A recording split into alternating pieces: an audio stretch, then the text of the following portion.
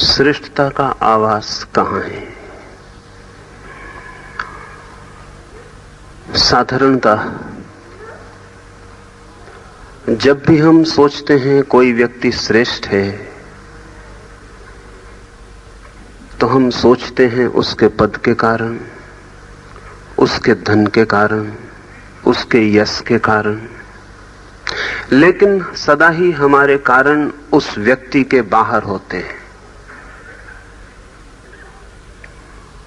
यदि पद छिन जाए, धन छिन जाए, यश छिन जाए, तो उस व्यक्ति की श्रेष्ठता भी छिन जाती है। लाओस से कहता है, जो श्रेष्ठता छिन सके उसे हम श्रेष्ठता न कहेंगे। और जो श्रेष्ठता किसी बाह्य वस्तु पर निर्भर करती हो, वो उस वस्तु की श्रेष्ठता होगी, व्यक्ति की नहीं। अगर मेरे पास धन है इसलिए श्रेष्ठ हूं, तो वो श्रेष्ठता धन की है, मेरी नहीं। मेरे पास पद है, वो श्रेष्ठता पद की है, मेरी नहीं। मेरे पास ऐसा कुछ भी हो जिसके कारण मैं श्रेष्ठ हूं, तो वो मेरी श्रेष्ठता नहीं है। अकारण ही अगर मैं श्रेष्ठ हूं, तो ही मैं श्रेष्ठ हूं। लाओस से यह कहता है कि श्रेष्ठता व्यक्ति की निजता में होती है, उसकी उपलब्धियों में नहीं, उसके स्वभाव में। क्या उसके पास है इसमें नहीं, क्या वो है इसमें। उसके पोजीशंस में नहीं, उसकी संपदाओं में नहीं, स्वयं उसमें ही श्रेष्ठता निवास करती है। लेकिन इस श्रेष्ठता को नापने का हमारे पास क्या होगा उपाय? धन को हम नाप सकते हैं कितना है, पद की ऊंचाई नापी जा सकती है, त्याग कितना किया मापा जा सकता है, ज्ञान कितना है प्रमाण पत्र हो सकते हैं, सम्मान कितना है लोगों से पूछा जा सकता है, आदमी भला है या बुरा है गवाह खोजे जा सकते हैं। लेकिन निजता की श्रेष्ठता के लिए क्या होगा प्रमाण? अगर कोई बाह्य कारण से व्यक्ति श्रेष्ठ नहीं होता, और नहीं होता है, लाओस से ठीक कहता है। सच तो यह है कि जो लोग भी बाहर श्रेष्ठता खोजते हैं वे निकृष्ट लोग होते हैं। जब कोई व्यक्ति धन में अपनी श्रेष्ठता खोजता है, तो एक बात तो तय हो जाती है कि स्वयं में श्रेष्ठता उसे नहीं मिलती है। जब कोई राजनीतिक पद में खोजता है, तो एक बात तय हो जाती है कि निज की मनुष्यता में उसे श्रेष्ठता नहीं मिलती है। श्रेष्ठता जब भी कोई बाहर खोजता है, तो भीतर उसे श्रेष्ठता से विपरीत अनुभव हो रहा है, इसकी खबर देता है। पश्चिम के एक बहुत बड़े मनस्विद एडलर ने इस सदी में ठीक लाओस से को परिपूर्ण करने वाला, सब्स्टिट्यूट करने वाला सिद्धांत पश्चिम को दिया है, और वो ये है, जो लोग भी सुपीरियर होने की चेष्टा करते हैं वे भीतर से इंफीरियर होते हैं। जो लोग भी श्रेष्ठता की खोज करते हैं वे भीतर से हीनता से पीड़ित होते हैं। और इसलिए एक बहुत मजे की बात घटती है कि अक्सर जिन लोगों को हीनता का भाव बहुत गहन होता है, इंफीरियरिटी कॉम्प्लेक्स भारी होती है, वे कोई ना कोई पद, कोई ना कोई धन, कोई ना कोई यश उपलब्ध करके ही मानते हैं, क्योंकि वे बिना सिद्ध किए नहीं मान सकते कि वे अश्रेष्ठ नहीं हैं, वे भी श्रेष्ठ हैं। और उनके पास एक ही उपाय है, आपकी आंखों में जो दिखाई पड़ सके। मैंने एक मजाक सुना है कि एडलर को मानने वाला एक बड़ा मनोवैज्ञानिक एक राजधानी में व्याख्यान करता है। वो कहता है कि जो लोग भीतर से दरिद्र होते हैं वे लोग धन की खोज करते हैं और धनी हो जाते हैं। जो लोग भीतर से कमजोर होते हैं, भयभीत होते हैं, डरपोक होते हैं, वे अक्सर बहादुरी की खोज करते हैं और बड़े बहादुर भी हो जाते हैं। जो लोग हीन होते हैं वे श्रेष्ठता की खोज करते हैं। नसरुद्दीन भी उस सभा में मौजूद था। उसने खड़े होकर पूछा कि मैं ये जानना चाहता हूं, क्या वे लोग जो मनोवैज्ञानिक हैं मानसिक रूप से कमजोर होते हैं? Those who are psychologists, are they mentally inferior? जो लोग मन पर ही अपनी सारी प्रतिष्ठा को निर्भर कर देते हैं, क्या वे मानसिक रूप से कमजोर होते हैं? इस बात की भी संभावना है। ये मजाक ही नहीं, इस बात की संभावना भी है। इस बात की संभावना है कि जो लोग दूसरों के मनों के संबंध में जानने को बहुत आतुर होते हैं, भीतर इनके मन में भी कोई पीड़ा और ग्लानि का भावबोध होता है। असल में हम जो भी बाहर करने जाते हैं उसके कारण कहीं हमारे भीतर ही होते हैं।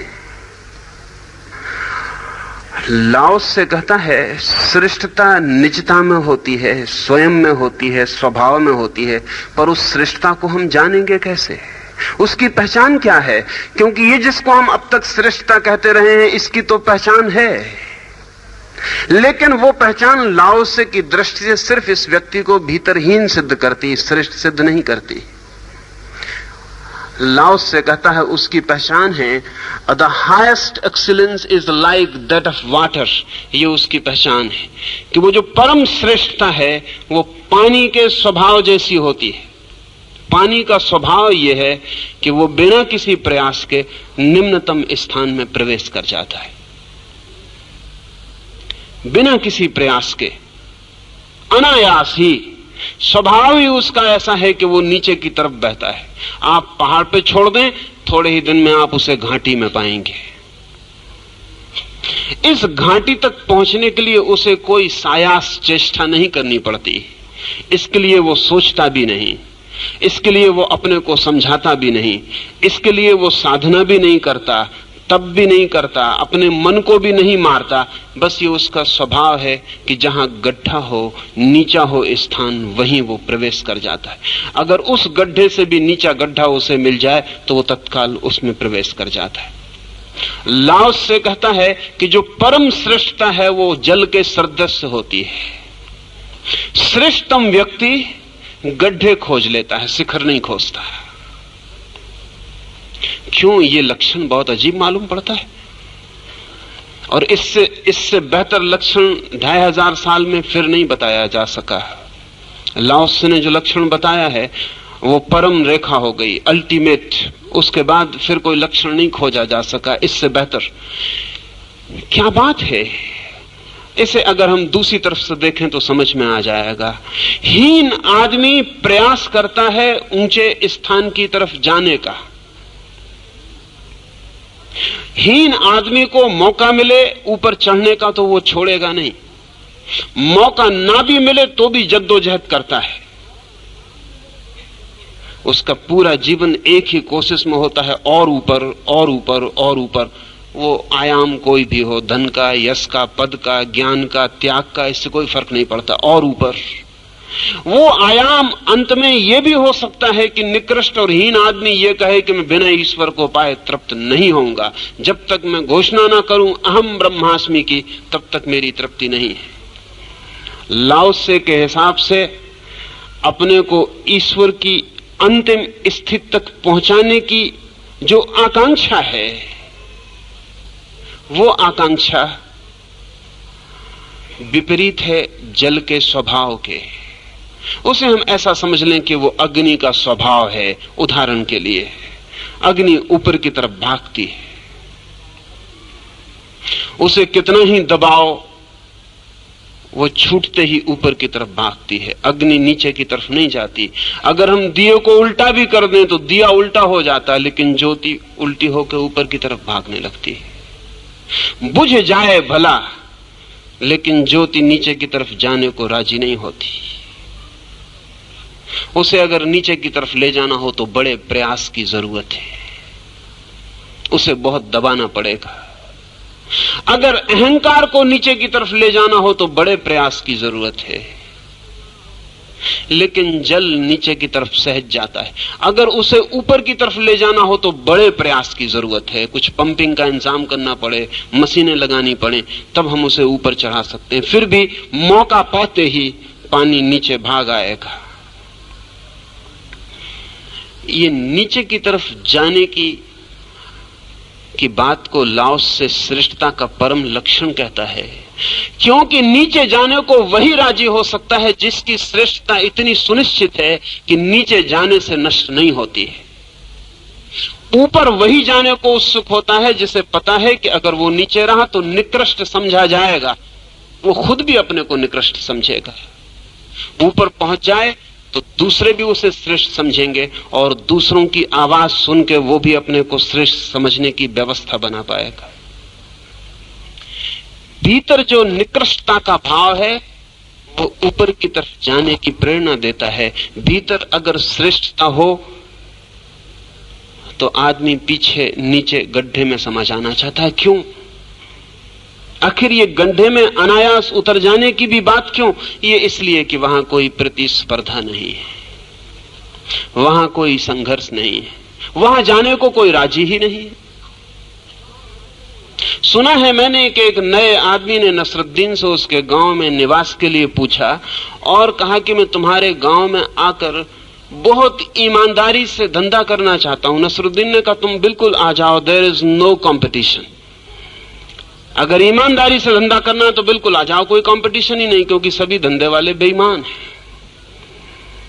तुम मजे से आ जाओ, कोई झगड़ा नहीं है, हम सभी खुश होंगे, कोई प्रतिस्पर्धा ही नहीं। लाओस से कहता है कि वो जो श्रेष्ठता है आंतरिक, वो उस जगह खड़ी हो जाती है जहां कोई संघर्ष नहीं है, और संघर्ष अंतिम स्थिति पर भर नहीं है, बाकी सब स्थितियों पर है। इसलिए श्रेष्ठता अंतिम को खोज लेती है, वो उसकी सुरक्षा का कवच है। लाओसे के पीछे चीन का सम्राट वर्षों तक पड़ा रहा कि वो वजीर हो जाए। उस जैसा ज्ञानी आदमी खोजना मुश्किल था। सिर्फ उसके वजीर होने की स्वीकृति से सम्राट की प्रतिष्ठा में 1000 चांद जुड़ जाते हैं। लाओसे के पीछे उसके वजीर घूमते रहे, जहां जहां लाओसे को पता चले कि उसे पता लगाते लोग आ रहे हैं, वो उस गांव से विदा हो जाए। गांव में जब वजीर पहुंचे, वो पूछें तो वो कहें कि रात ही लाओसे यहां से चल पड़ा। बमुश्किल लाओसे को पकड़ पाए। एक नदी के किनारे वो बैठा था और मछलियां मार रहा था। वजीर ने हाथ पैर जोड़े और कहा कि तुम पागल हो, तुम हमसे बचते फिर रहे हो और तुम्हें पता नहीं कि हम तुम्हें किस लिए खोज रहे हैं। सम्राट ने आदेश दिया है कि तुम्हें परम सम्मान के पद पर बिठा दिया जाए, तुम राष्ट्र के बड़े वजीर हो जाओ। लाओस से चुपचाप बैठा रहा। उस वजीर ने समझा कि शायद उसने सुना नहीं। उसने उसे हिलाया और कहा कि हम तुमसे क्या कह रहे हैं, तुमने सुना? पास में ही एक गड्ढे में, कीचड़ में कोई लौट रहा है। लाओस ने कहा देखो उस गड्ढे को, उसमें तुम्हें क्या दिखाई पड़ता है? कीचड़ है, गड्ढे में कोई हलन चलन है। वजीर और उनके साथी गड्ढे के पास गए, देखा एक कछुआ कीचड़ में लौटता है। उन्होंने कहा एक कछुआ कीचड़ में लौट रहा है। लाओस ने कहा मैंने सुना है कि तुम्हारे राजमहल में एक सोने से मढ़ा हुआ कछुआ है। वो चीन का उस समय के सम्राट का राज्य चिन्ह था, और मैंने सुना है कि हर वर्ष के प्रथम दिन पर उसकी पूजा होती है और लाखों रुपए खर्च होते हैं। उन्होंने कहा तुमने ठीक सुना है। लाओस ने कहा मैं तुमसे ये पूछता हूं, अगर तुम इस कीचड़ में लौटते हुए प्राणी से कहो, कछुए से कहो कि चल हम तुझे राजमहल में बिठा के सोने से मढ़ के रख देंगे और हर वर्ष तेरी पूजा होगी, तो ये राजमहल जाना पसंद करेगा या इसी गड्ढे में कीचड़ में लौटना पसंद करेगा? उस वजीर ने कहा कि अगर ये पागल होगा तो राजमहल में सोने में मरने को राजी होगा, क्योंकि वो मौत है। वो पूजा तो मिलेगी लेकिन मर के मिलेगी, सोना तो मर जाएगा लेकिन भीतर से प्राण उड़ जाएंगे। अगर इस कछुए में थोड़ी भी समझ है तो ये अपनी कीचड़ में ही लौटना पसंद करेगा। लाओ से ने कहा मुझ में कम से कम इस कछुए के बराबर समझ तो है, तुम जाओ, मेरी कीचड़ भली, सोने में मुझे मत मढ़ो, क्योंकि मढ़ के तुम मुझे मार डालोगे। असल में सोने से मरना और मरना एक ही बराबर है। बिना मरे कोई सोने से मढ़ा नहीं जा सकता। जितना बड़े पद पर जाना हो उतना मुर्दा होना पड़ता है, जितने बड़े धन के ढेर पर बैठना हो उतना मुर्दा हो जाना पड़ता है।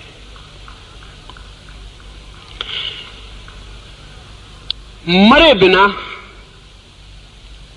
ऊपर चढ़ना मुश्किल है, वो चढ़ने में ही प्राण कट जाते हैं।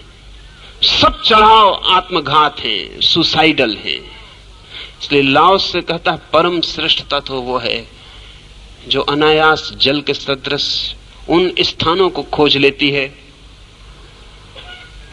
जिन स्थानों में जाने के लिए हम कभी भी राजी ना हो, जिनकी हमारे मन में बड़ी निंदा है। जल की महानता हितैषणा में निहित है और उस विनम्रता में जिसके कारण वो अनायास ऐसे निम्नतम स्थान ग्रहण करता है जिनकी हम निंदा करते हैं। इसलिए तो जल का स्वभाव ताओ के निकट है। लाओस से कहता है ताओ का अर्थ है धर्म, ताओ का अर्थ है स्वभाव, ताओ का अर्थ है स्वरूप। जीवन का जो परम नियम है उसका नाम है ताओ। लाओस से कहता है जल की ये व्यवस्था ठीक ताओ के निकट है।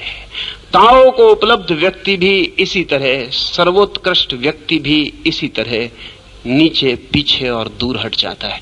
छाया में जहां उसे कोई देखे भी नहीं, भीड़ की अंतिम कतार में जहां कोई संघर्ष ना हो, और जब भी कोई वहां मौजूद हो तब वो पीछे हटता चला जाता है।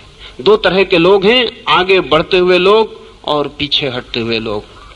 पीछे हटते हुए लोग कभी कभी पैदा होते हैं, कभी कोई बुद्ध, कभी कोई लाओस से, कभी कोई क्राइस्ट।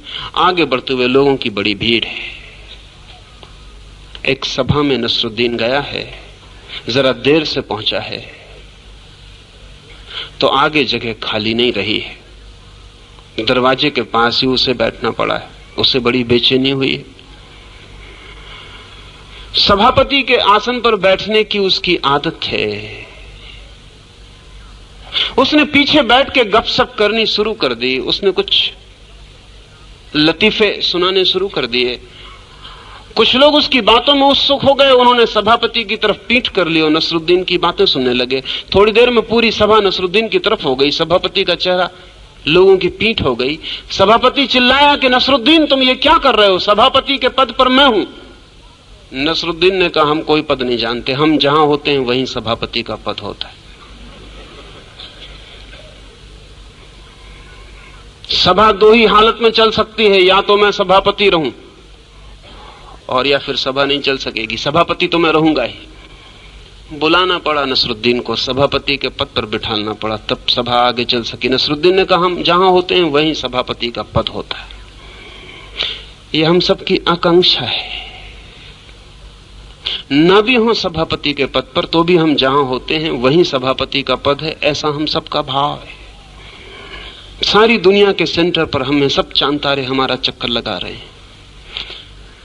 इसलिए जब पहली दफा गैलीलियो ने कहा कि नहीं, सूरज पृथ्वी का चक्कर नहीं लगाता, तो समस्त मनुष्य जाति को धक्का जो पहुंचा वो ये नहीं था कि हमारी धारणा गलत हो गई। इससे क्या फर्क पड़ता है कि सूरज चक्कर लगाता है या नहीं लगाता है, कि पृथ्वी चक्कर लगाती है? नहीं, गहरा आघात आदमी को पहुंचा कि उसकी पृथ्वी जगत का सेंटर नहीं रह गई। आदमी को सदा ख्याल था कि पृथ्वी जगत का सेंटर है, केंद्र है। सूरज और चांद तारे सब जमीन का चक्कर लगाते हैं। मेरी जमीन, आदमी की जमीन। गैलीलियो ने बड़ा धक्का पहुंचाया, कहा कि नहीं, सूरज चक्कर लगाता नहीं, पृथ्वी ही चक्कर सूरज का लगाती है।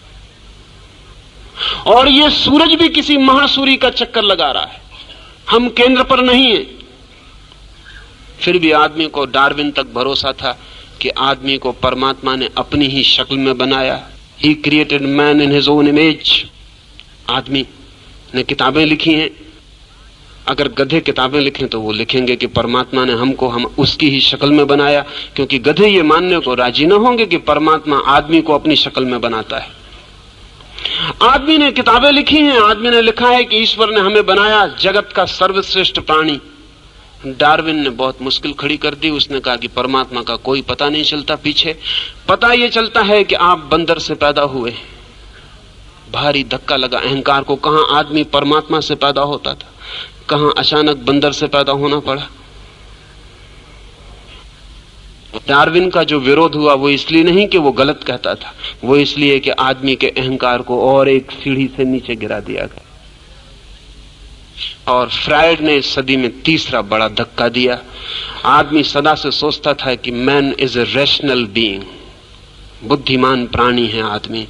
फ्रायड ने कहा कि आदमी से ज्यादा निर्बुद्धि प्राणी खोजना मुश्किल।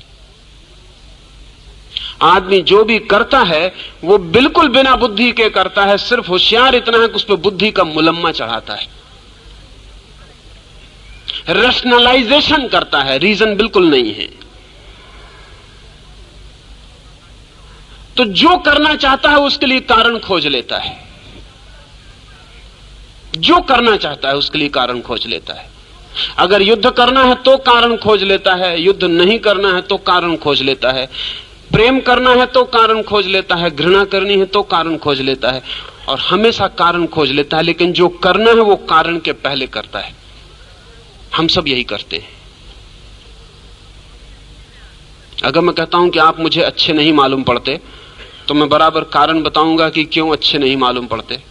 लेकिन अच्छा नहीं मालूम पड़ना बिना कारण के पहले घटित हो जाता है मेरे इमोशंस में, फिर मैं कारण खोजता हूं, पीछे वजह खोज लेता हूं।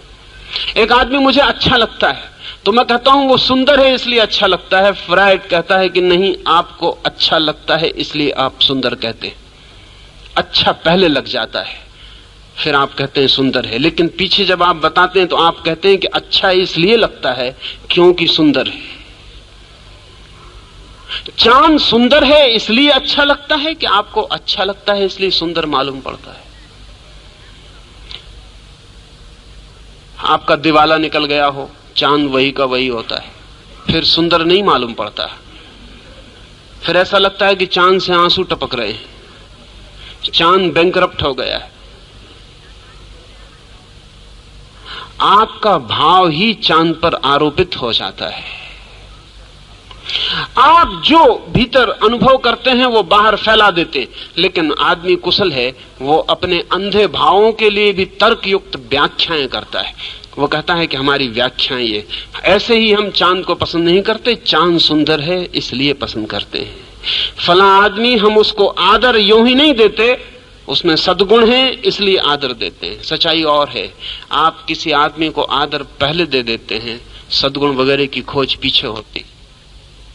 और जब आप किसी आदमी से आदर छीनते हैं और उसकी निंदा करते हैं, तब भी आप सोचते हैं कि हम निंदा इसलिए करते हैं कि हमें उसके दुर्गुण मिल गए, फिर आप गलती करते हैं।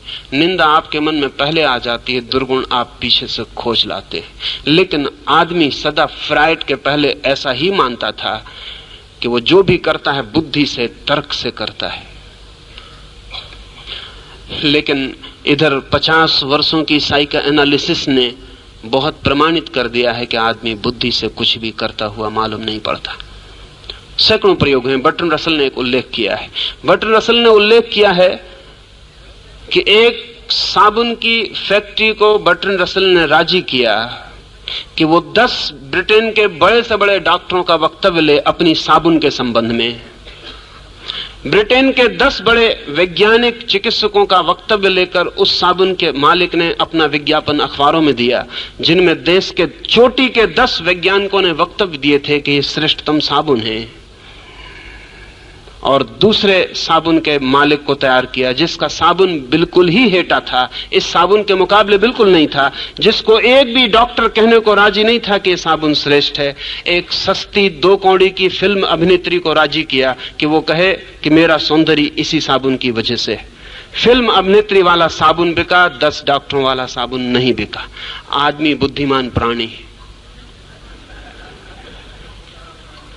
बहुत बुद्धिमान प्राणी। वो 10 चोटी के वैज्ञानिक किसी मतलब के नहीं हैं, लेकिन एक नाचने वाली लड़की ज्यादा मतलब की है, क्योंकि चोटी के वैज्ञानिक बुद्धि से बात करते हैं, नाचने वाली लड़की बुद्धि के पीछे जहां से आप चलते हैं उसको छूती है, उसको टिटिलेट करती है। अब सबको समझ में आ गया है दुनिया में, इसलिए कुछ भी बेचना हो, लड़की को खड़ा करो और दलीलें देने की कोई भी जरूरत नहीं। कुछ भी बेचना हो, इससे कोई संबंध नहीं कि क्या बेचना है आपको, कुछ भी बेचना हो, लड़की को खड़ा करो अर्धनग्न, वो चीज बिकेगी। आप दुनिया भर के वैज्ञानिकों की दलीलें ले आओ, सब महात्माओं के वक्तव्य ले आओ, वो चीज नहीं बिकेगी। एक नाचने वाली लड़की सबको हरा देगी, क्योंकि आदमी बुद्धिमान प्राणी है, ऐसी भ्रांति है नहीं। आदमी चलता है किन्हीं और कारणों से, उसके भीतर जो चलने की व्यवस्था है वो बौद्धिक नहीं है, रैशनल नहीं है, इमोशनल है, भावुक है, इंस्टिंक्टिव है, वृत्तियों से चलता है। लेकिन मानने को मन नहीं होता। आदमी सदा अपने को जगत के केंद्र में, बुद्धिमानों में श्रेष्ठ, परमात्मा से सीधा उपजा हुआ ऐसा मानता रहा है। इधर 150 वर्षों में जो मनुष्य को बहुत धक्के लगे हैं, जिनसे मनुष्य का बिल्कुल सारा का सारा भवन अहंकार का गिर गया है, लाओस से कहता है कि ये भवन बनाने की जरूरत ही नहीं है। किस पागल ने तुमसे कहा? लाओस से ईश्वर का नाम भी नहीं लेता अपने पूरे वक्तव्यों में, जान के, क्योंकि वो कहता है ईश्वर का नाम लेते ही आदमी कोशिश करता है कि अपने अहंकार को ईश्वर से जोड़ ले। वो नाम भी नहीं लेता ईश्वर का, वो परम पद की बात ही नहीं करता, वो मोक्ष की बात ही नहीं करता। वो कहता है अंतिम पद, आखिरी पद, पीछे खड़े हो जाओ, वही मोक्ष है। कोई राजी नहीं होता पीछे खड़े होने को। आप आगे खड़े होने को किसी भी काम में राजी कर सकते हैं आदमी को, किसी भी काम में, कितना ही एब्सर्ड और कितना ही मूढ़तापूर्ण हो, आगे खड़े होने के लिए आप आदमी को किसी भी चीज के लिए राजी कर सकते हैं। पीछे खड़े होने के लिए अगर परमात्मा भी मिलता हो पीछे खड़े होने से, तो आदमी को आप राजी नहीं कर सकते। पीछे खड़े होने की तैयारी ही हमारी भीतर की निकृष्टता नहीं दिखा पाती। भीतर श्रेष्ठता हो तो ही संभव है कि कोई पीछे खड़े होने को राजी हो जाए।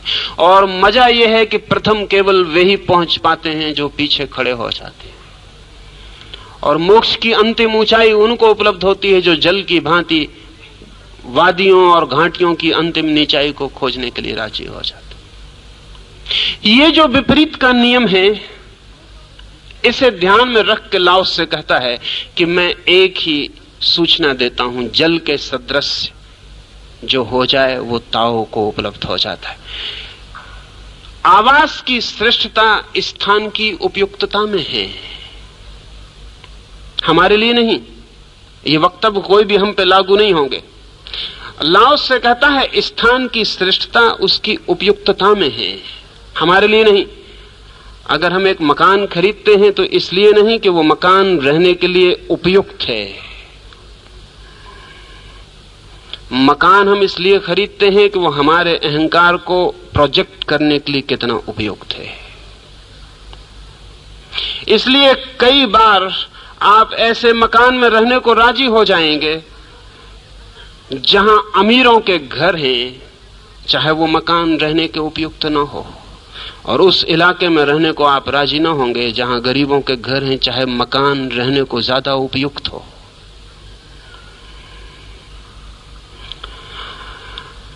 उपयुक्तता से हमें प्रयोजन नहीं है, हमारे लिए तो एक ही प्रयोजन है कि अहंकार किससे तृप्त हो।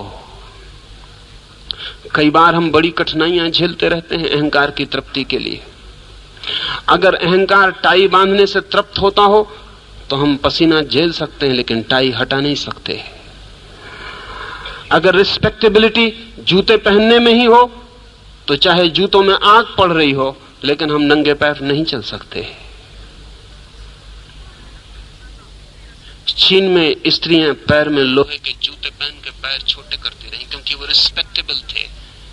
बड़े घर की स्त्री की पहचान उसका छोटा पैर थी, और इसलिए चीन में पैर जो था वो सेक्स सिंबल बन गया था।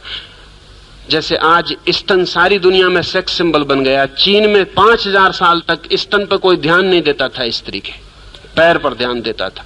छोटा पैर दिखा कि आदमी एकदम दीवाना हो जाता था। अभी कोई दीवाना नहीं होता, पैर से संबंध टूट गया, ख्याल मिट गया।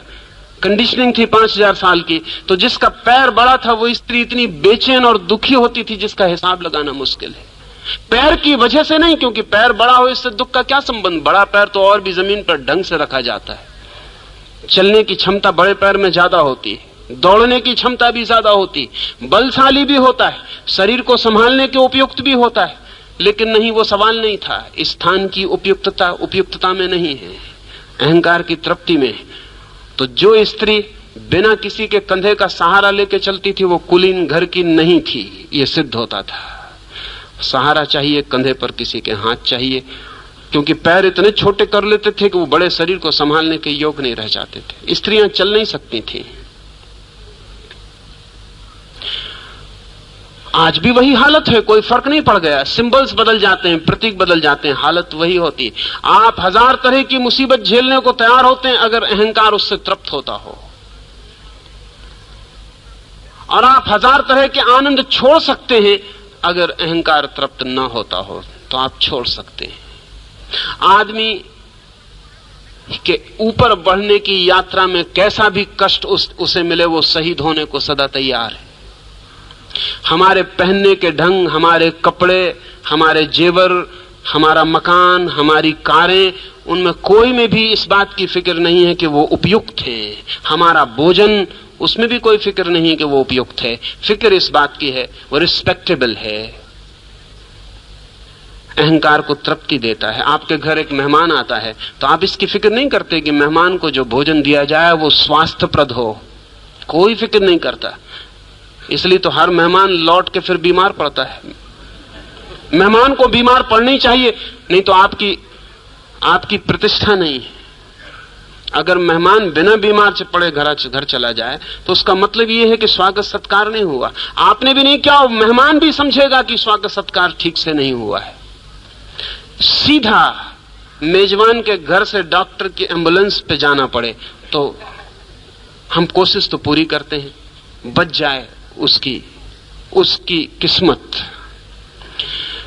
नहीं, स्वास्थ्य की फिक्र नहीं है कि उसे स्वास्थ्य, जो भोजन मिले वो स्वास्थ्यप्रद हो। नहीं, उसे वो भोजन दिया जाए जिसका कोई अहंकार से संबंध है। वो जाने कि वो ऐसी चीज खा के लौटा है जो कहीं और नहीं मिल सकती है।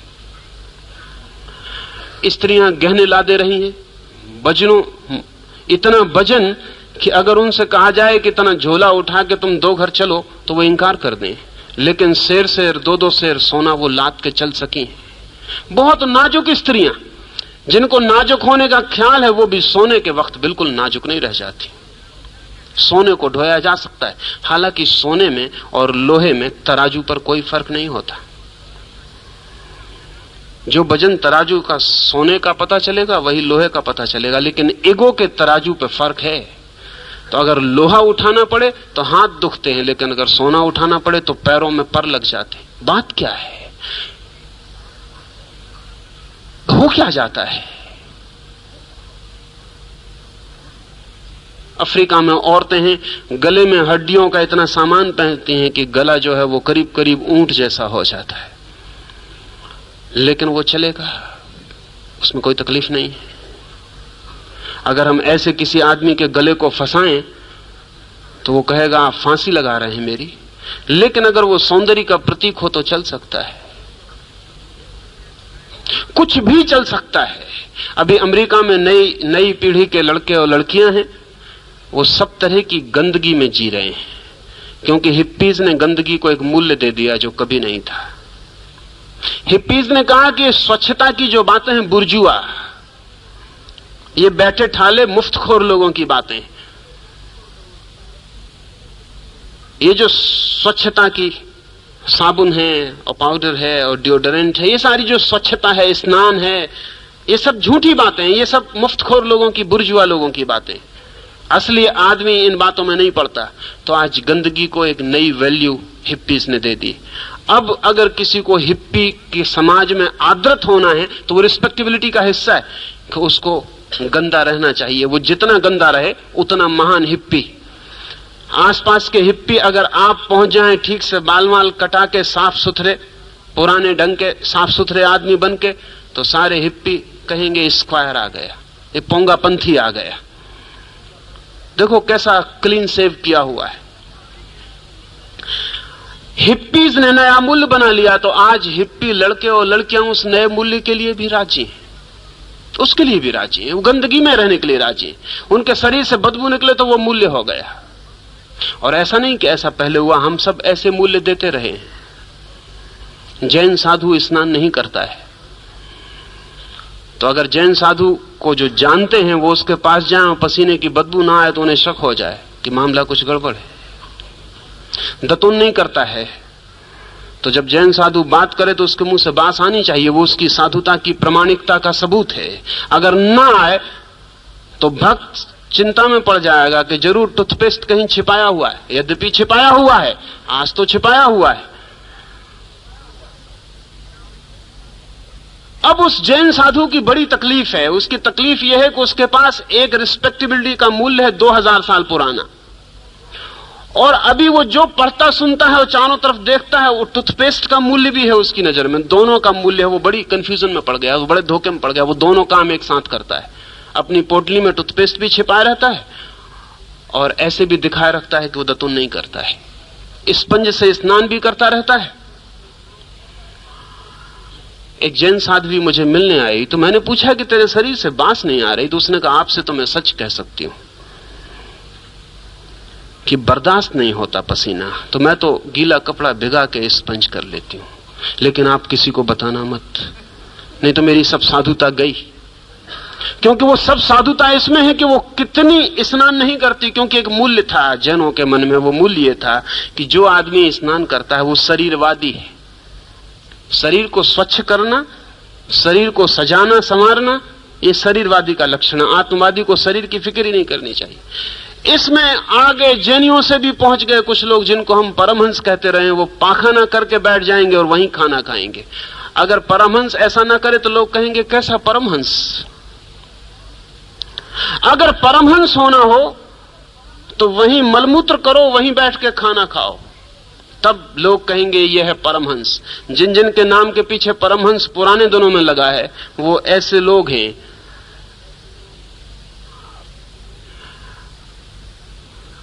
जिस चीज को भी हम मूल्य दे दें और अहंकार की तृप्ति का रास्ता बता दें, आदमी वही करने को राजी हो जाता। आदमी बड़ा अजीब है। आप जब ये बातें सुन रहे हैं तो आपको लगता होगा ये दूसरों के बाबत हो रही हैं। ऐसी भ्रांति में मत पड़ना।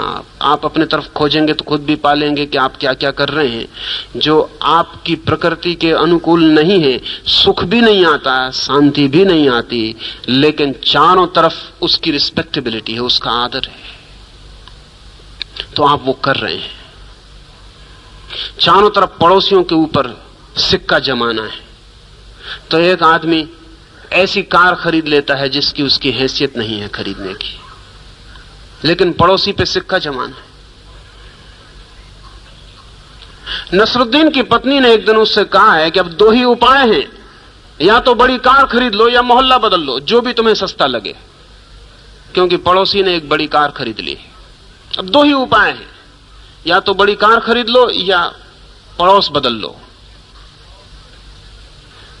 नसरुद्दीन ने कहा कि बड़ी कार ही खरीद लेना सस्ता पड़ेगा, पड़ोस बदलना बहुत महंगा काम है।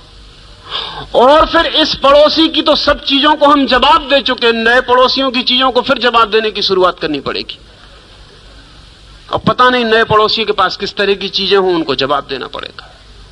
सब एक दूसरे को जवाब दे रहे हैं, इसकी उन्हें कोई फिक्र नहीं कि उनकी जरूरत क्या है, खुद की जरूरत क्या है। लाओस से कहता है आवास की श्रेष्ठता स्थान की उपयुक्तता में है।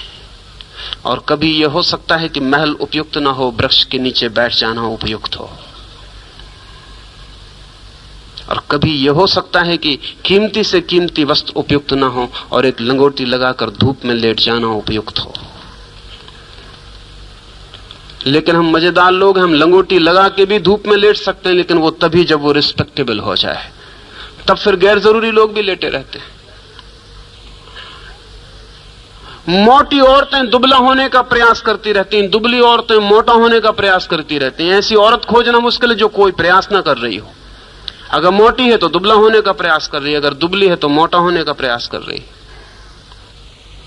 अमेरिका में अगर बाल उसके काले नहीं है तो वो काले बालों के लिए दीवानी है, और अगर बाल काले हैं तो वो विपरीत बालों के लिए दीवानी। मगर दीवानगी जारी है, क्योंकि किसी को इससे मतलब नहीं है कि उपयुक्त क्या है। मतलब इससे है कि चारों तरफ क्या हवा कह रही, और हवा रोज बदल जाती है, और हवा को चलाने वाले बहुत और लोग हैं जिनका आपको पता ही नहीं। वेन पकार्ड ने किताब लिखी द हिडन परसुएडर्स, छुपे हुए फुसलाने वाले लोग। उनका धंधा इस पर निर्भर है कि आपको फुसलाते रहें।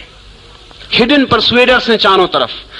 जब एक कपड़ा फैशन में 6 महीने चल चुका होता है तो हिडन परसुएडर्स दूसरे कपड़े को गतिमान करते हैं, क्योंकि अन्यथा मिलें कैसे चलेंगी, धंधा कैसा चलेगा। कपड़ा तो एक चल सकता है सदा सदा, लेकिन मिल एक कपड़े से नहीं चल सकती। और जब एक साबुन चल जाती है तो एक साबुन काम कर सकती। बड़े मजे की बात है कि सभी साबुन करीब करीब एक से मटेरियल से बनती हैं, लेकिन एक साबुन चल जाए तो फैक्ट्री नहीं चलेगी। तो हिडन परसुएडर्स हैं, छिपे हुए फुसलाने वाले लोग हैं। जैसे एक साबुन गति पकड़ती है, तत्काल खबर आती है कि वो आउट ऑफ फैशन हो गई। और सब आदमियों को फैशन में होना परम धर्म है। फैशन के बाहर होना मतलब आप जिंदा ही नहीं है। फैशन के बीच होना चाहिए। फैशन के बीच होने के लिए सब आपको बदलना पड़ता है। अब अमेरिका में इस वक्त बड़े से बड़ा जो प्रश्न है वो ये है कि पुरानी कारों के ढेर लगते जा रहे हैं जिनके लिए जगह नहीं है, लेकिन हर 6 महीने में मॉडल बदल जाना चाहिए। पहले साल में बदलता था, वो 6 महीने में बदलने लगे। और अब जो हिडन परसुएडर्स हैं, अब एक साल में कार का मॉडल बदलने की कोई जरूरत नहीं। जहां तक कार का संबंध है, जहां तक अहंकार का संबंध है, हर महीने बदला जाए तो ठीक है, रोज बदला जाए तो और भी ठीक है।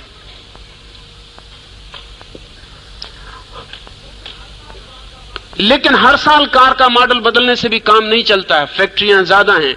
तो अब अमेरिका का जो हिडन परसुएडिंग विभाग है वो लोगों को समझा रहा है कि एक कार तो गरीब आदमी के पास भी होती है, बड़े आदमी के पास 2 कार होनी चाहिए। इसलिए अब बड़ा आदमी वो है जिसके पास 2 कार है, बड़ा आदमी वो है जिसके पास 2 मकान है। एक मकान तो गरीब आदमी के पास भी होता है, इससे कोई आपकी प्रतिष्ठा नहीं। तो अमेरिका में हर आदमी को 2 मकान चाहिए। एक मकान जिसमें वो रहेगा और एक मकान जिसमें उसका अहंकार रहेगा। वो तो नहीं रह पाएगा 2 में एक साथ। एक में उसका अहंकार रहेगा कि वो बड़ा आदमी है, वो खाली रखेगा। एक बड़े आदमी के घर में मैं ठहरा था, 100 कमरे, अकेले पति और पत्नी। मैंने पूछा कि इन 100 कमरों का करते क्या होंगे? उन्होंने कहा इनका कुछ नहीं करते हैं, यही इनका मूल्य है। गरीब आदमी अपने कमरे का कुछ करता है, हम इनका कुछ नहीं करते हैं, बस ये है। इनकी सफाई करवाते हैं, इनकी सजावट करवाते हैं, और ये है। इनका हम करेंगे क्या? हम 2 ही हैं, पति पत्नी, बेटा भी नहीं है।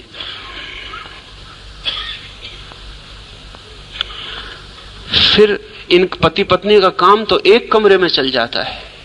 पुराने ढंग के पति पत्नी नहीं तो 2 कमरे की जरूरत पड़ती, एक में ही चल जाता है। बाकी ये 99 कमरे का क्या हो रहा है?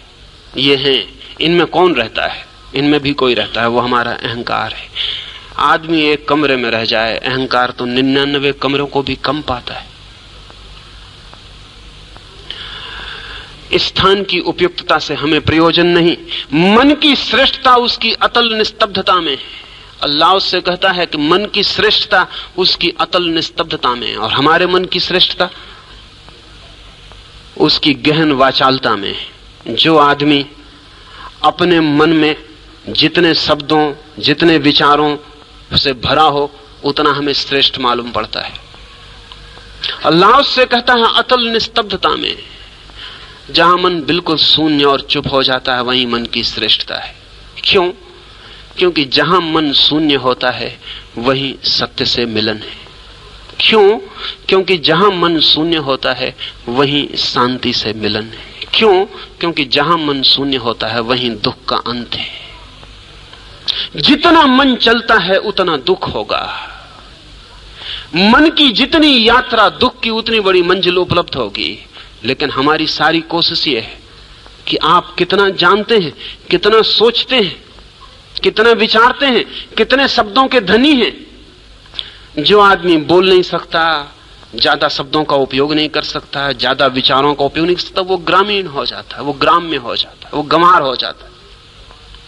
जरूरी नहीं कि गंवार आपसे कम बुद्धिमान हो, अक्सर तो आपसे ज्यादा बुद्धिमान होता है। लेकिन एक बात पक्की है कि वो आपसे कम बोल सकता है, कम सोच सकता है, इसलिए गंवार है। आप शब्दों को मैनिपुलेट कर सकते हैं, आप शब्दों के साथ खेल सकते हैं। हमारी सभ्यता में जो लोग सफल हैं वे वही लोग हैं शब्दों के संबंध में खेल करने में कुशल हैं। तो हम तो सिखाते हैं अपने बच्चों को कि शब्द सीखे, भाषा सीखे, साहित्य सीखे। मैं ये नहीं कह रहा हूं कि साहित्य न सीखे, कह ये रहा हूं कि ये मन की परम उत्कृष्टता नहीं है। अगर कुछ भी इससे मिलता होगा तो वो बाहर की उत्कृष्टताएं मिल जाती होंगी, इससे भीतर की उत्कृष्टता नहीं मिलती। अब तक जगत में जिन लोगों ने भीतर के आनंद को जाना है वे वही लोग हैं जो शब्द के कचरे को बाहर छोड़कर भीतर चले गए हैं। संसर्ग की श्रेष्ठता पुण्यात्माओं के साथ रहने में, संसर्ग की श्रेष्ठता, सत्संग की श्रेष्ठता पुण्यात्माओं के साथ रहने में। कभी आपने सोचा कि आप संसर्ग की श्रेष्ठता कब अनुभव करते हैं? अगर किसी गवर्नर के पास खड़े होकर चित्र उतर जाए तब लगता है सत्संग हुआ।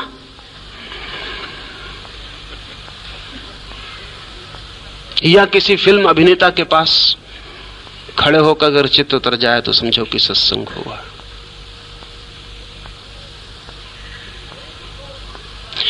एक हंसोड़ अमेरिका का अभिनेता दूसरे महायुद्ध में युद्ध के मैदान पर गया सैनिकों के मनोरंजन के लिए। बाब उसका नाम। मैकार्थर, जनरल मैकार्थर जहां मौजूद थे वहां भी उसने आके सैनिकों को हंसाने का कुछ कार्यक्रम किया और वो बड़ा आनंदित हुआ कि उसे मैकार्थर के पास फोटो उतरवाने का मौका मिला। वो बड़ा आनंदित हुआ कि उसे मैकार्थर के पास फोटो उतरवाने का मौका मिला। फोटो उतर जाने के बाद मैकार्थर ने उससे कहा, बाब एक कॉपी मुझे भी भेज देना। वो बाप थोड़ा हैरान हुआ कि मैकार्थर को मेरे साथ के चित्र का क्या प्रयोजन होगा, लेकिन उसने कॉपी भेज दी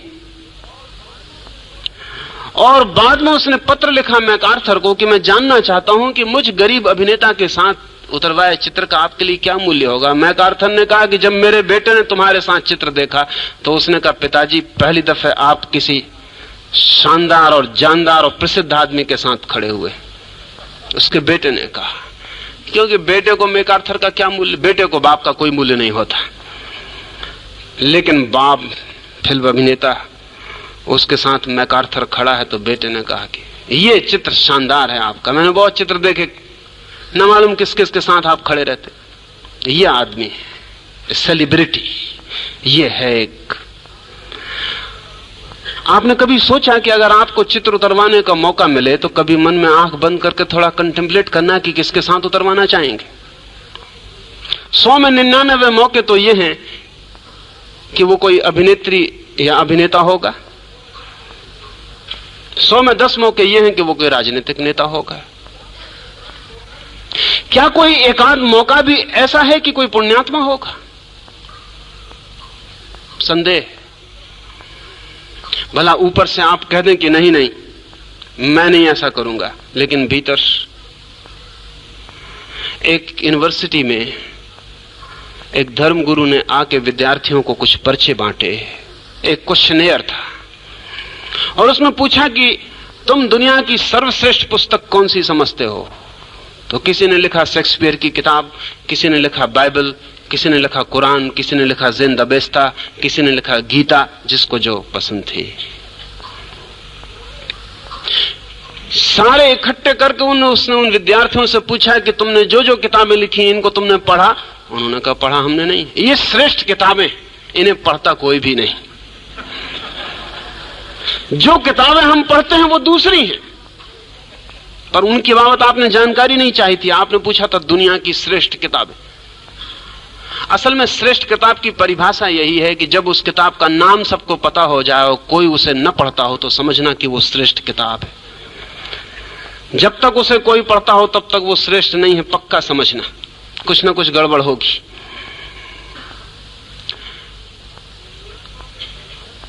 पुण्यात्मा के संसर्ग में लाओस से कहता है संसर्ग की श्रेष्ठता है, और इस जगत में बड़ी से बड़ी श्रेष्ठता संसर्ग की श्रेष्ठता है। किसी पुण्यात्मा के साथ होने का क्षण इस जगत में स्वर्ण क्षण है,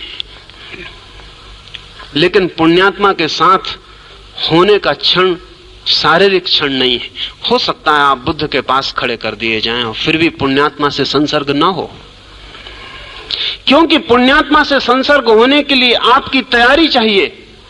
तैयारी कैसी? वही पानी के जैसी नीचे बहने वाली तैयारी चाहिए, तो ही पुण्यात्मा का संसर्ग हो सकता है। अगर आप ऊपर चढ़ने के आदी हैं तो पुण्यात्मा का संसर्ग नहीं हो सकेगा। इसलिए सत्संग का नियम था पुराना कि जब कोई किसी गुरु के पास जाए तो उसके चरणों में सिर रख दे, वो खबर दे कि मैं पानी की तरह होने को तैयार हूं। उस सत्संग का अनिवार्य हिस्सा हो गया था चरणों में सिर रख देना। सभी चीजें धीरे धीरे औपचारिक फॉर्मल हो जाती हैं, लेकिन इससे उनका मूल्य समाप्त नहीं होता। लेकिन जिस आदमी ने आके चरणों में सिर रख दिया है वो इस बात की खबर देता है, वो अपने बॉडी गेस्चर से, अपने शरीर की भाषा से कहता है कि मैं चरणों में सिर रखने को तैयार हूं अगर मुझे कुछ प्रसाद मिल जाए। मैं सब छोड़ने को, अपने अहंकार को गिराने को, लिटाने को तैयार हूं अगर मुझे कुछ प्रसाद मिल जाए। संसर्ग पुण्यात्मा से अभूतपूर्व क्षण है। बुद्ध का जन्म हुआ तो हिमालय से एक महातपस्वी उतरकर बुद्ध के घर आया। बुद्ध के पिता उसे स्वागत से भीतर ले गए। उन्होंने लाके छोटे से बच्चे को, नवजात बच्चे को उसके चरणों में रखा। वो महातपस्वी कोई 100 वर्ष का बूढ़ा था, उसकी आंख से झरझर आंसू गिरने लगे। बुद्ध के पिता बहुत घबरा गए। उन्होंने कहा, आप हैं महातपस्वी, आप रोते हैं मेरे बेटे को देखकर, कोई अपशगुन? ये आप क्या कर रहे हैं? ये खुशी का क्षण है, आप आनंदित हों और आशीर्वाद दें। आपको कुछ दुर्घटना दिखाई पड़ती है?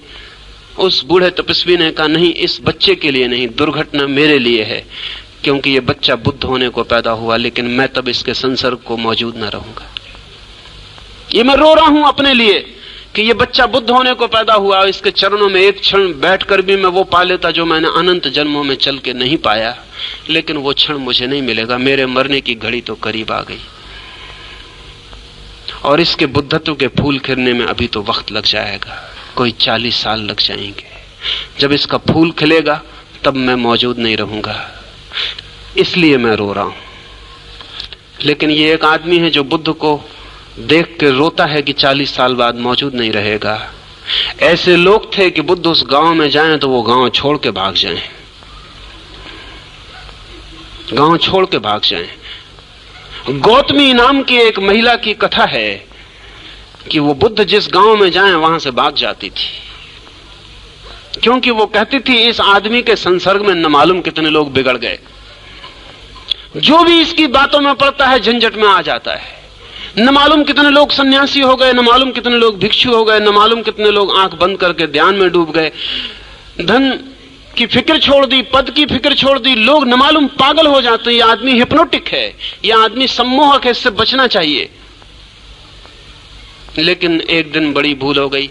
बुद्ध अचानक एक गांव में पहुंच गए और कृषा गौतमी रास्ते से गुजर रही थी, उसे कुछ पता ना था। बुद्ध का मिलना हो गया। भागती थी वर्षों से, बुद्ध के ही उम्र की थी और बुद्ध के ही गांव की थी। भागती थी वर्षों से, जहां बुद्ध जाए वहां छाया से बसती थी। लेकिन इतना जो भागता है उसका रस तो है ही, इतना जो बचता है उसका भय तो है ही, और बुद्ध की प्रतिभा का ख्याल भी तो है ही। वो अचानक रास्ते पर बुद्ध का आगमन हो गया। वो निकलती थी, उसने खड़े होकर देखा, एक क्षण रुकी और उसने कहा, क्या तुम कोई दूसरे बुद्ध आ गए, क्योंकि तुम मुझे खींचे लिए ले रहे हो। बुद्ध ने कहा, मैं वही हूं जिससे तू भागती फिरती, आज अचानक मिलना हो गया। उसी क्षण चरणों में गिर पड़ी, उसी क्षण उसने दीक्षा ली। बुद्ध ने कहा, लेकिन तू इतने दिन से भागती थी। उसने कहा, भाग भाग के भी मन में एक ख्याल तो बना ही था कि एक बार इस आदमी को देख लूं। शायद इसीलिए भागती थी कि डरती थी कि देखा कि मैं गई, और आज आकस्मिक हो गया है। बुद्ध को भी भागने वाले लोग हैं, महावीर को सुनते कान में आवाज न पड़ जाए तो कान में उंगलियां डाल के गुजरने वाले लोग हैं। जीसस को मार डालो ताकि जीसस की बात लोगों तक न पहुंचे, ऐसे लोग हैं। और लाओस से कहता है संसर्ग की श्रेष्ठता पुण्यात्माओं के साथ रहने में। और पुण्यात्मा कौन है? किसे कहें पुण्यात्मा? कौन है पुण्यात्मा? क्या हमारे पास कोई कसौटी है कि हम नाप सकें कि कौन पुण्यात्मा है, कौन पापी है? नहीं, बस एक ही कसौटी है, जिसके संसर्ग में आप अपने को खुला छोड़कर बैठ पाएं, और जिसके पास आनंद और जिसके पास शांति और जिसके पास प्रकाश की प्रतीति होती हो, वही पुण्यात्मा है। आप इसकी फिक्र मत करना कि वो क्या खाता है और क्या पीता है। आप इसकी फिक्र मत करना कि वो क्या पहनता है और क्या नहीं पहनता। आप इसकी फिक्र मत करना कि वो क्या बोलता है और क्या नहीं बोलता। आप इसकी भी फिक्र मत करना कि लोग उसके बाबत क्या कहते हैं और क्या नहीं कहते। आप खुद ही प्रयोग कर लेना, लेकिन प्रयोग करने के लिए आपको पहले अपने पे प्रयोग करना पड़े। वो पानी की तरह होना पड़े। पानी की तरह जो हो जाए उसे पुण्यात्मा का तत्काल पता चल जाता है, संसर्ग का क्षण उपलब्ध हो जाता है। फिर सारा जगत कुछ भी कहे, फिर कोई भेद नहीं पड़ता है। लेकिन संसर्ग की श्रेष्ठता पुण्यात्माओं के साथ रहने में, शासन की श्रेष्ठता सुव्यवस्था में। और ये सुव्यवस्था लाओसे की बड़ी अद्भुत है। लाओसे कहता है सुव्यवस्था मैं उसे कहता हूं जहां व्यवस्था की कोई जरूरत ना हो। लाओसे बहुत अजीब आदमी है। I call it order when no order is needed। अगर सम्राट यहां प्रवेश करे और लोगों को चिल्ला चिल्ला के कहना पड़े कि सम्राट आ रहा है, शांत हो जाए, तो लाओसे कहता है ये अव्यवस्था है। सम्राट यहां प्रवेश करे, लोग चुप होने लगे, लोगों को चुप जान के लोग कहें कि मालूम होता है सम्राट प्रवेश कर गया, क्योंकि लोग चुप हुए जा रहे हैं। ये व्यवस्था है। लाओसे कहता है जहां व्यवस्था जरूरी नहीं। अगर गुरु को कहना पड़े कि मुझे आदर दो और तब कोई आदर दे, तो यह अनादर के ही बराबर है। ये कोई व्यवस्था नहीं है। लाओसे कहता है गुरु वो है जिसे तुम्हें आदर देना ही पड़ता है। अचानक तुम्हें भी पता नहीं चलता कब तुमने आदर दे दिया। जब तुम सिर उठा रहे होते हो चरणों से, तब पता चलता है कि अरे ये सिर झुका। तो लाओसे कहता है आदर है। लाओसे उल्टा आदमी है। ये कहता है जहां व्यवस्था की जरूरत है वहां कोई व्यवस्था नहीं है। जहां पुलिस की जरूरत है चोरी रोकने के लिए, वो समाज चोरों का है। और जहां कारागृहों की जरूरत है अपराध रोकने के लिए, वो अपराधियों की जमात है। लेकिन जहां कोई कारागृह की जरूरत नहीं है, और जहां कोई पुलिस वाला खड़ा नहीं करना पड़ता, और जहां साधु सन्यासी पुलिस वाले के दूसरे हिस्से की तरह लोगों को समझाते नहीं फिरते कि चोरी मत करो, बेईमानी मत करो, ये मत करो, वो मत करो, जहां इसकी चर्चा ही नहीं चलती, वही व्यवस्था है। लाओसे कहता है शासन की श्रेष्ठता है व्यवस्था में, कार्य पद्धति की श्रेष्ठता कर्म की कुशलता में। और कर्म की कुशलता से लाओसे का वही अर्थ है जो कृष्ण का अर्थ है। कर्म में कुशल वही है जिसका कर्ता खो जाए, जिसका करने वाला ना रहे, बस कर्म ही रह जाए, क्योंकि वो कर्ता बीच बीच में आके कर्म की कुशलता में बाधा डाल देता है।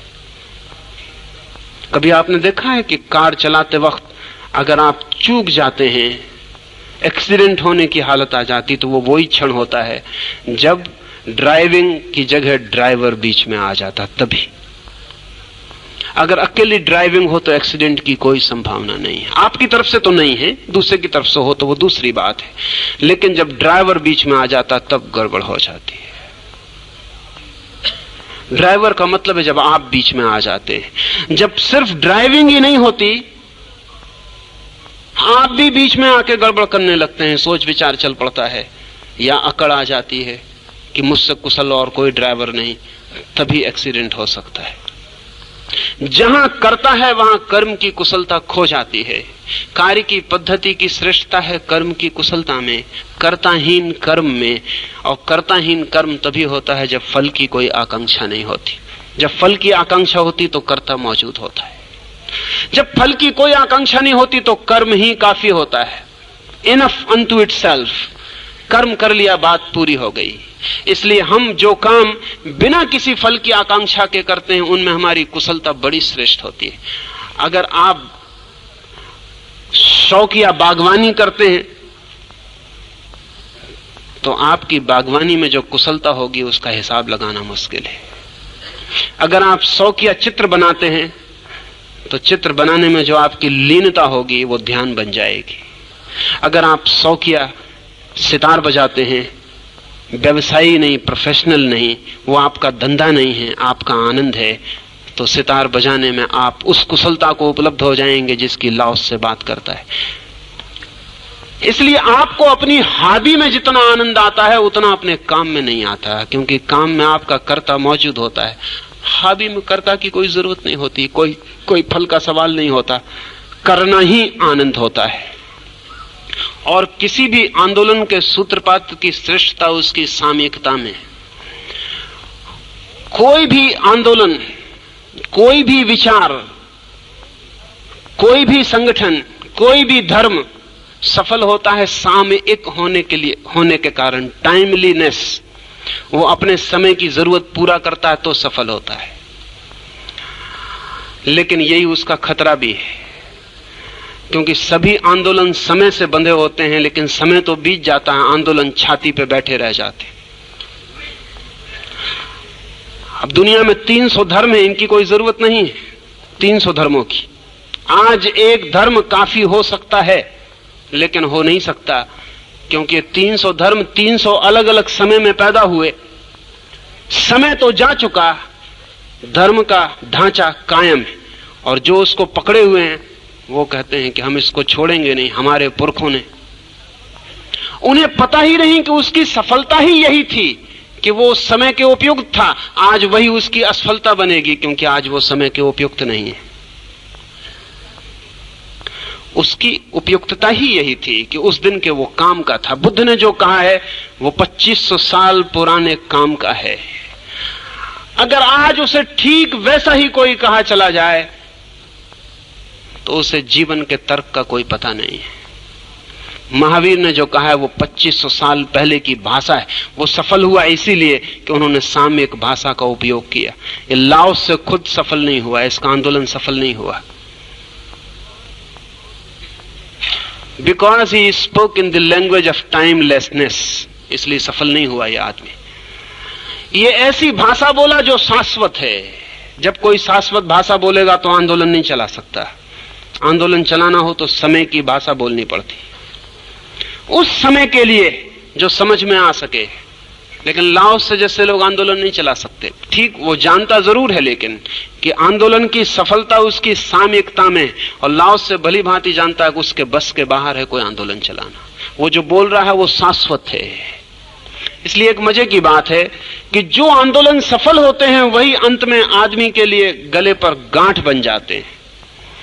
लेकिन दूसरी बात भी है, लाओस से जैसे लोग आदमी के गले पे कभी गांठ नहीं बनते, लेकिन वे कभी सफल ही नहीं होते।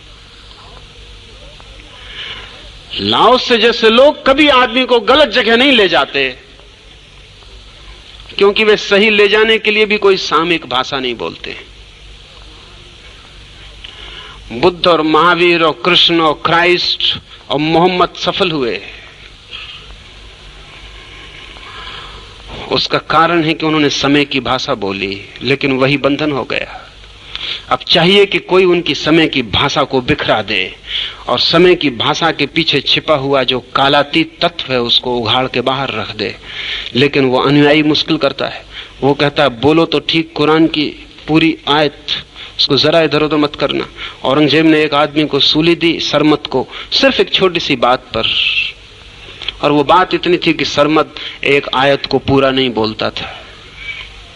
एक आयत मुसलमान जिसको निरंतर दोहराता हो, बड़ी कीमती,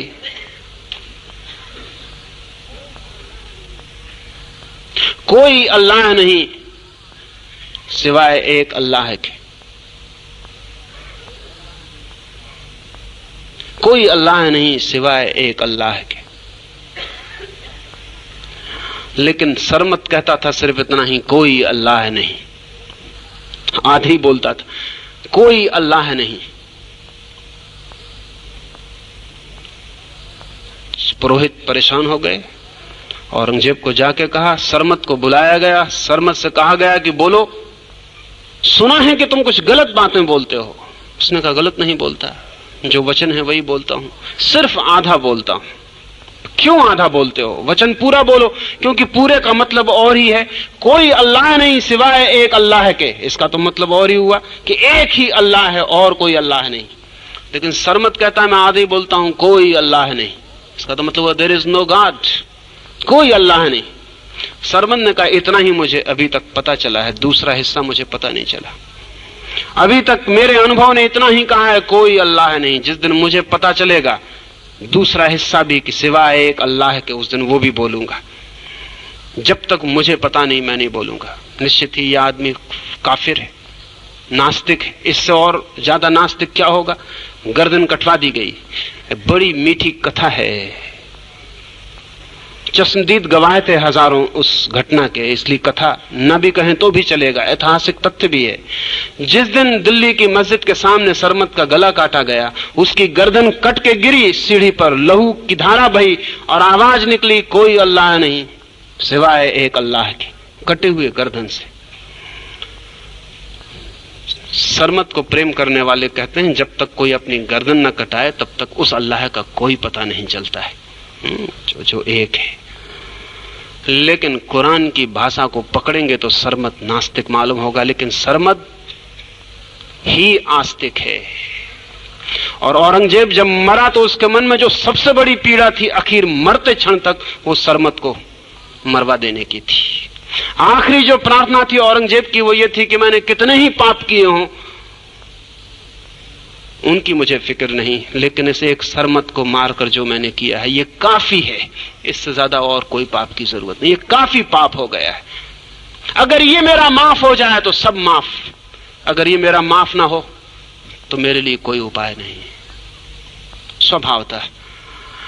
लेकिन सब आंदोलन, सब भाषाएं, सब अभिव्यक्तियां सामयिक होती हैं, वही उनकी सफलता है, वही उनकी अंत में असफलता भी बनती है। इसलिए बुद्धिमान जगत रोज रोज समय की राख को झाड़ देता है और समय के अतीत, ट्रांसेंडेंटल जो है, कालातीत जो है, उसे उघाड़ के निखारता चलता है। लेकिन इतनी बुद्धिमानी अनुयायियों में कभी भी नहीं होती, अन्यथा वे अनुयायी ही ना होते। इतनी बुद्धिमानी जिस दिन इस जगत में होगी उस दिन हम किसी भी बहुमूल्य पदार्थ को, किसी भी बहुमूल्य सत्य को कभी भी खोएंगे नहीं। अंतिम बात, और जब तक कोई सर्वश्रेष्ठ व्यक्ति अपनी निम्न स्थिति के संबंध में कोई वितंडा खड़ा नहीं करता तब तक ही वह समादृत होता है। ये आखिरी शर्त ला उससे जोड़ देता है कि ये भी हो सकता है कि आप अंत में खड़े हो जाएं और फिर लोगों से कहते फिरें कि देखो पापी तो आगे खड़े हैं और पुण्यात्मा पीछे खड़ा है, और दुष्ट तो देखो सफल हुए जा रहे हैं और सीधा सरल आदमी हारता जा रहा है। देखो बेईमान अखबारों में है और मुझ ईमानदार की कोई भी खबर नहीं। चारों तरफ ऐसे लोग हैं, चारों तरफ, जो यही कह रहे हैं कि देखो फलां आदमी ने बेईमानी की और सफल हो गए। ये कैसा न्याय है? ये परमात्मा के जगत में ये कैसा न्याय है कि चोर सफल हो जाते हैं और हम अचोर हैं और असफल हुए जा रहे हैं। लाओस से कहता है अगर कभी भी तुमने अपनी आखिरी स्थिति के संबंध में वितंडा किया तो जानना कि तुम श्रेष्ठ व्यक्ति नहीं हो, तुम्हारा समादर उसी क्षण समाप्त हो जाएगा। तुम्हारी श्रेष्ठता इसी में है कि तुम्हें जो भी उपलब्ध हो वो तुम्हें परम भाव से स्वीकार है, अहोभाव से स्वीकार है।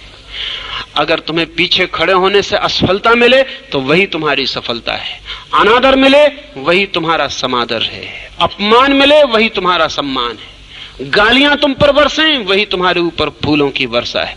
लेकिन तुम वितंडा खड़ा मत करना, एक जरा सा वितंडा का शब्द और सब नष्ट हो जाता है, जरा सी शिकायत और श्रेष्ठता खो जाती है। असल में श्रेष्ठ व्यक्ति कभी भी शिकायत नहीं करता, कभी भी उसकी कोई शिकायत ही नहीं है, क्योंकि जो भी उसे मिलता है वो उसके लिए ही परमात्मा का अनुग्रहित है। शेष हम कल बात करेंगे।